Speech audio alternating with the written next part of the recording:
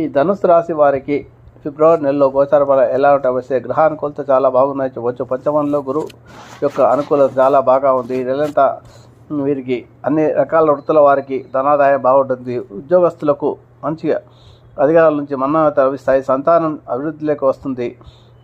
శత్రు జయం ఉంటుంది. కుటుంబంలో సంతోషము, భార్యాభర్తల మధ్య సరైన అవగాహన ఉంటుంది. కొత్త గృహాల నిర్మాణానికి పునాదులు వేస్తారు. అలాగే అనారోగ్య సమస్యలు అంటూ ఏమి ఉండవు. ఆరోగ్యం చాలా బాగుంటుంది. ఈ నెలంతా కూడా వీరికి చాలా బాగా కలిసి ధనాదాయం కూడా బాగుంటుంది. వీరు ఎక్కువగా విలువైన వస్తువులపై అప్పు చేసైనా సరే ఖర్చు పెడతారు.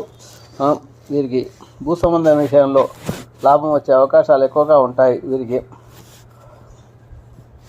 వీరు నోటిని మాత్రం అదుపులో ఉంచుకోవాల్సి వస్తుంది. ఎందుకంటే కుటుంబ స్థలంలో రగుల సంచారం వల్ల కొంత కఠినంగా మాట్లాడే ప్రయత్నం చేస్తారు.